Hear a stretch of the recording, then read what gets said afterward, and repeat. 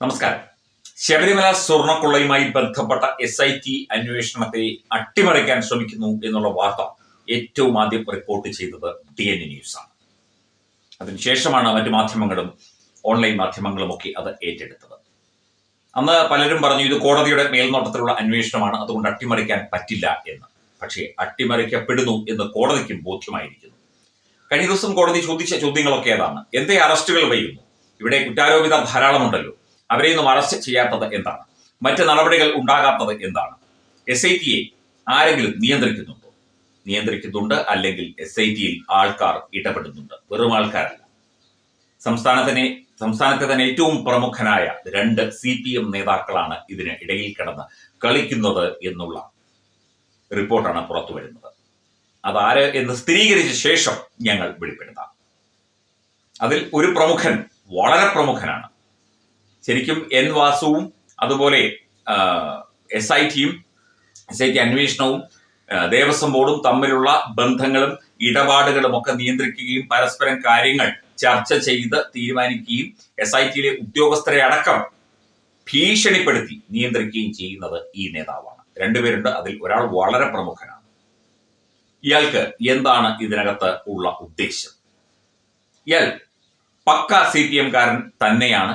CPMന്റെ ഒരു കിങ് മേക്കറാണ്. ഇയാൾ എന്തിനാണ് ഇതൊക്കെ ചെയ്യുന്നത്? ആരെ രക്ഷിച്ചെടുക്കാനാണ്?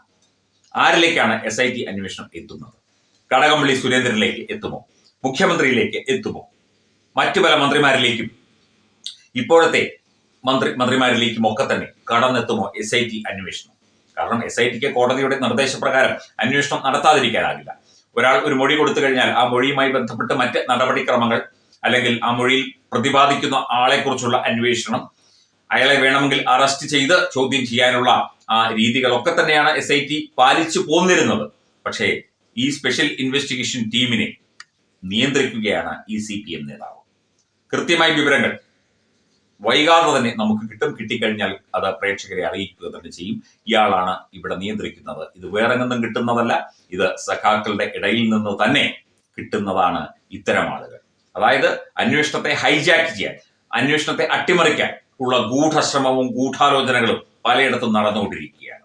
അതിൽ പ്രമുഖരായ പല CPM നേതാക്കളും ഒക്കെ തന്നെ പങ്കെടുക്കുന്നു. ഒപ്പം CPMന്റെ സെക്രട്ടറി അംഗങ്ങൾ ഉൾപ്പെടെ പങ്കെടുക്കുന്നു. ഈ വിവരങ്ങൾ പരസ്പരം ചർച്ച ചെയ്യുന്നു. അതുപോലെ പോലീസുമായി ബന്ധപ്പെട്ടും അല്ലെങ്കിൽ SITയിലെ മറ്റുദ്യോഗസ്ഥരുമായി ബന്ധപ്പെട്ടും അവരെ വിരട്ടി ഈ അന്വേഷണം ഇവർ പറയുന്ന രീതിയിലേക്ക് കൊണ്ടുപോവുകയാണ് ഇപ്പോൾ ചെയ്തുകൊണ്ടിരിക്കുന്നത് എന്നാണ് സൂചനകൾ. തീർച്ചയായിട്ടും ഇത് ഗുരുതരമായ ഒരു വിഷയം തന്നെയാണ്. ഇതിനിടയിലൂടെയൊക്കെ ഈ പാട്ടും ഒക്കെ കയറ്റിക്കൊണ്ട്, ഈ പാരഡി ഗാനത്തിന്റെ വാർത്തയും മറ്റു കാര്യങ്ങളും ഒക്കെ കയറ്റിക്കൊണ്ട് അതിനെ ലഘൂകരിക്കാനും ചില മാധ്യമങ്ങളുമായി കൂട്ടുപിടിച്ചും CPM ശ്രമിച്ചുകൊണ്ടിരിക്കുന്നു. CPM നേതാക്കൾ ശ്രമിച്ചുകൊണ്ടിരിക്കുന്നു. ശബരിമലയിൽ സ്വർണം കട്ടത് ആരാണ് എന്ന് വ്യക്തമാക്കണം. അതൊരു കൂട്ടായ്മയാണ്, ഒരാളല്ല. ഇതിന് നേതൃത്വം കൊടുത്തത്, ഇത് മുമ്പോട്ട് കൊണ്ടുപോകുന്നത് ഒക്കെ തന്നെ CPM ആണ്. നിരവധി തവണ പല ആളുകളും വിദേശത്ത് പോയി. 1.5 കോടി രൂപ ഈ ഉണ്ണികൃഷ്ണൻ പോറ്റിക്ക് കൊടുത്തു എന്നാണ് ഗോവർദ്ധൻ എന്ന അറസ്റ്റിലായ സ്വർണ്ണ വ്യാപാരി പറയുന്നത്. അത് ഉണ്ണികൃഷ്ണൻ പോറ്റി ഒറ്റയ്ക്ക് വാങ്ങിയതല്ല. അതിന്റെ തെളിവുകളും അദ്ദേഹം കൊടുത്തു. അദ്ദേഹം അറസ്റ്റിലാണ്, റിമാൻഡ് ചെയ്തു. ചോദ്യം ചെയ്തതിൽ നിന്ന് മനസ്സിലായതാണ്. അപ്പം ഇത് ഒരു പോറ്റിയെ കേറ്റിയെ മാത്രം ഒതുങ്ങി നിൽക്കുന്ന ഒന്നല്ല. അതുകൊണ്ടാണ് CPM ഇത്ര കാര്യമായി ഇടപെടുന്നത്. കാരണം ഉണ്ണികൃഷ്ണൻ പോറ്റി CPM കാരനൊന്നുമല്ല, അയാൾ ആരുമാകട്ടെ. പക്ഷെ അയാൾ കളിച്ചത് ഇവിടുത്തെ പല CPM നേതാക്കൾക്കും വേണ്ടിയാണ്. കഴിഞ്ഞ ദിവസം ദേവസ്വം ഓഫീസിൽ നിന്ന്, സന്നിധാനം ഓഫീസിൽ നിന്ന് വളരെ പ്രധാനപ്പെട്ട ഈ കട്ടളപ്പാളിയുമായി ബന്ധപ്പെട്ട ഫയലുകൾ അപ്രത്യക്ഷമായ വാർത്ത DNA സംപ്രേഷണം ചെയ്തിരുന്നു. അതെങ്ങനെ സംഭവിച്ചു? N വാസുവിന് കാര്യങ്ങൾ സെറ്റ് ചെയ്ത് കൊടുക്കുന്നത് ആരാണ്? പരസ്പരം കമ്മ്യൂണിക്കേഷൻ, ആശയവിനിമയം നടത്തി അവിടെ എന്തെങ്കിലും പ്രതിസന്ധി ഉണ്ടെങ്കിൽ, പാർട്ടിക്കോ പാർട്ടി നേതാക്കൾക്കോ പ്രതിസന്ധി ഉണ്ടെങ്കിൽ അതൊക്കെ ലഘൂകരിക്കുകയും ഇല്ലാതാക്കുകയും ചെയ്യുന്ന ഒരു വലിയ കോക്കസ് പ്രവർത്തിക്കുന്നു. അതിന് ഈ CPM നേതാവ് നേതൃത്വം കൊടുക്കുന്നു. അദ്ദേഹം ഉറക്കമില്ലാതെ ഓടുകയാണ് ഈ സ്വർണ്ണ കൊള്ളക്കാരെ രക്ഷിച്ചെടുക്കാൻ. വിശദ വിവരങ്ങൾ തീർച്ചയായിട്ടും വരും മണിക്കൂറുകളിലോ വരും ദിവസങ്ങളിലോ ഞങ്ങൾക്ക് കൃത്യമായ വിവരം കിട്ടിക്കഴിഞ്ഞാൽ ആ നേതാവ് ആരാണ് എന്ന് വ്യക്തമായി തന്നെ പറയും.